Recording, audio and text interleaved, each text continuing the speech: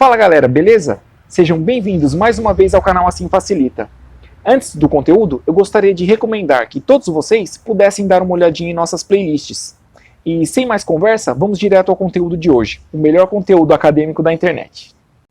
Na figura, uma rede para pegar borboletas está imersa em um campo elétrico uniforme de módulo E igual 3 mN por coulomb, com o aro, um círculo de raio A igual 11 cm, perpendicular à direção do campo. A rede é eletricamente neutra. Determine o fluxo elétrico através da rede. Neste problema, antes de determinar o fluxo elétrico através da rede, é importante fazer algumas considerações acerca do fluxo elétrico. Geralmente, quando o aluno resolve um problema de física, ele procura referências intuitivas acerca das grandezas que são trabalhadas num dado enunciado. Por exemplo, quando o aluno trata da grandeza velocidade, ele sabe de forma intuitiva que ele está tratando de um dado deslocamento por unidade de tempo. O aluno também sabe, por exemplo, que quando ele trata da grandeza campo elétrico, ele está tratando de uma dada força por unidade de carga. Dessa forma, quando o aluno trabalha com a velocidade ou com o campo elétrico, ele tem certa segurança porque as referências intuitivas são muito fortes. O que não ocorre, por exemplo, quando o aluno trabalha com o fluxo elétrico. A unidade de medida para o fluxo elétrico é newtons vezes metro ao quadrado por coulomb. Assim, quando o aluno procura uma referência intuitiva baseada na unidade, ele patina. Logo, a referência intuitiva quando se trabalha com fluxo elétrico existe, no entanto, ela é um pouco mais abstrata. O aluno precisa ter em mente que o fluxo elétrico é um número, e este número está associado à quantidade de campo elétrico interceptado por uma superfície. A mente não costuma aceitar com facilidade referências intuitivas abstratas. No entanto, quanto mais rápida for essa aceitação, mais rápida será a evolução neste curso. Quando os físicos se depararam com a necessidade de quantificar o fluxo elétrico, perceberam que a melhor ferramenta seria integrar o produto escalar entre o vetor de campo elétrico e o vetor infinitesimal de área. Notem que esta ferramenta dispensa demonstração, tendo em vista que ela é um recurso matemático que satisfaz a necessidade encontrada. Para que possamos utilizar esta ferramenta matemática, é necessário dividir a superfície de interesse em infinitas partes, e, a cada uma dessas partes, temos que associar um vetor infinitesimal de área e um vetor de campo elétrico. O vetor infinitesimal de área é sempre perpendicular à superfície infinitesimal. O sentido do vetor infinitesimal é sempre para fora de uma dada superfície fechada. A parcela do campo elétrico que de fato produz fluxo elétrico é a componente que tem a mesma direção do vetor infinitesimal de área. Notem que é possível associar a cada área infinitesimal um produto escalar entre o vetor de campo elétrico e o vetor infinitesimal de área. E a somatória de todos esses produtos escalares será o fluxo elétrico para uma dada superfície. No problema em questão, a área de interesse é justamente a superfície da rede de pegar borboletas. Se desejarmos, poderemos dividir esta superfície em infinitas áreas infinitesimais.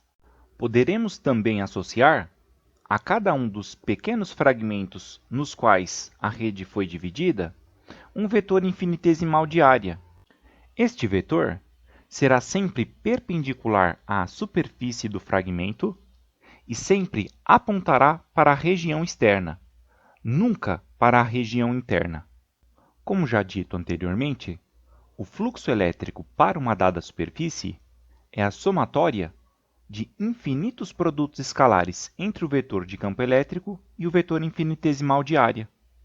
Sabemos, do estudo de vetores que o produto escalar é igual ao módulo do primeiro vetor vezes o módulo do segundo vetor vezes o cosseno do ângulo entre os vetores. Dessa forma, para uma área infinitesimal, o fluxo elétrico será igual a E vezes dA vezes cosseno de θ, sendo E o módulo do campo elétrico, dA o módulo do vetor infinitesimal de área e θ o ângulo formado entre os dois vetores.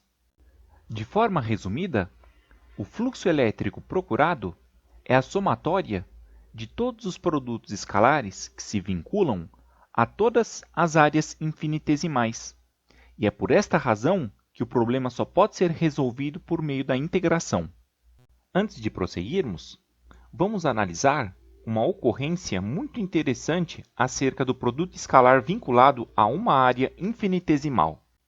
Ocorre que o vetor de campo elétrico pode ser projetado na direção do vetor infinitesimal de área, e o módulo desta projeção vale E vezes cosseno de θ. O produto escalar permite também uma outra interpretação. Se for desejado, pode-se projetar o vetor infinitesimal de área na mesma direção do campo elétrico, e nessa situação, o módulo desta projeção será dA vezes cosseno de θ. É interessante que a leitura do produto escalar vinculada a uma dada área infinitesimal depende apenas da conveniência de quem resolve o problema. Se a abordagem escolhida for a projeção do vetor infinitesimal de área na direção do campo elétrico, teremos, portanto, uma componente do vetor infinitesimal de área na direção do campo elétrico e, por definição, teremos uma superfície associada que é perpendicular ao campo elétrico. A princípio, o aluno pode achar muito difícil de compreender este raciocínio que estamos desenvolvendo. No entanto, ficará mais fácil se o aluno perceber que existe, no princípio, um vetor infinitesimal de área associado a uma superfície infinitesimal. Dessa forma, o vetor infinitesimal de área pode ser decomposto em, por exemplo, dois eixos. E dessa forma, teremos também duas superfícies que são perpendiculares a essas duas projeções. Em outras palavras, a decomposição do vetor infinitesimal de área resulta também na decomposição da superfície infinitesimal. Desse momento em diante, a componente de área infinitesimal que nos importará de fato será aquela que será perpendicular ao campo elétrico. É interessante que, se somarmos todas as componentes infinitesimais de área perpendiculares ao campo elétrico e que se relacionam com a superfície da rede, teremos como área total a área representada em azul na tela. E esta área pode ser compreendida como sendo a sombra da rede projetada num anteparo que é estrategicamente posicionado perpendicularmente ao campo elétrico. Notem também que a área da sombra projetada é igual à área contida num aro que possui raio igual a 11 centímetros. Agora vamos resolver o problema de fato. Sabemos que nem toda a superfície da rede é importante para a resolução do problema. Apenas a superfície que tem área igual à área da sombra projetada no anteparo. Dessa forma, uma parte infinitesimal desta sombra projetada foi separada aqui na tela. Agora, é fundamental compreender por que o vetor infinitesimal de área associado à área infinitesimal foi orientado da direita para a esquerda. Para facilitar a compreensão, uma área infinitesimal da rede foi selecionada, ampliada e posicionada aqui à direita.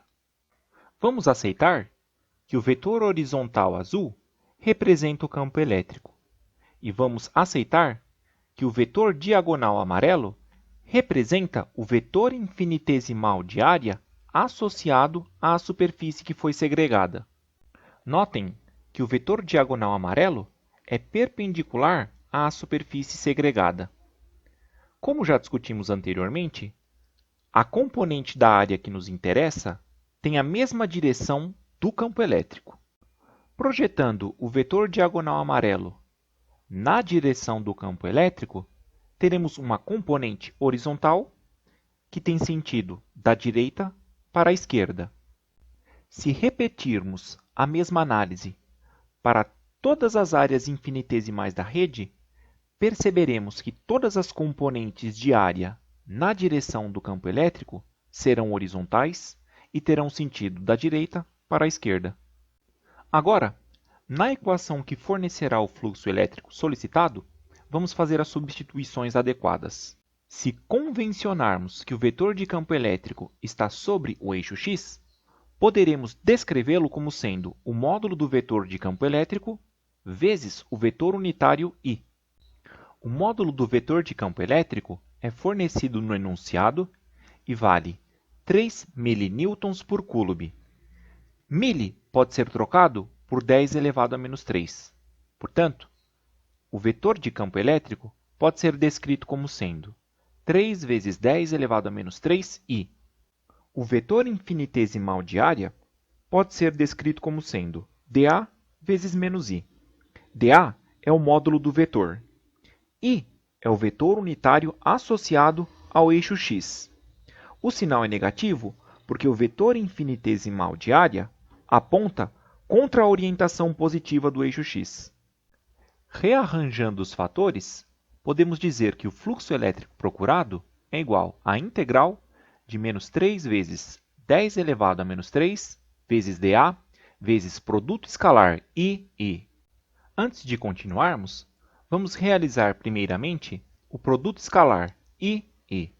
Para isso, faremos módulo do vetor unitário I, que vale 1, vezes o módulo do vetor unitário I, que vale 1, vezes o cosseno de zero, que também vale 1. Portanto, 1 vezes 1 vezes 1 igual 1.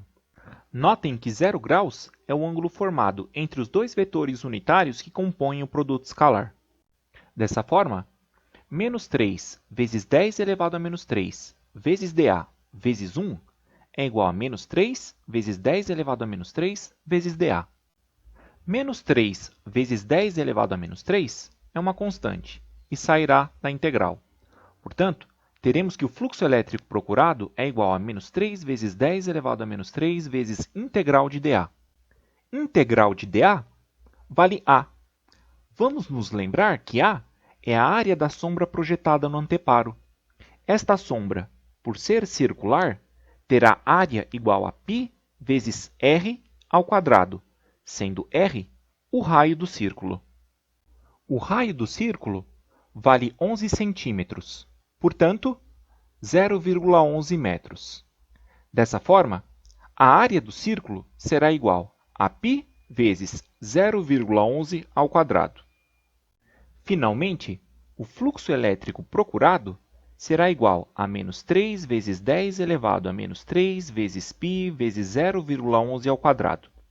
Resolvendo as operações matemáticas, chegaremos em menos 0,11 vezes 10 elevado a menos 3.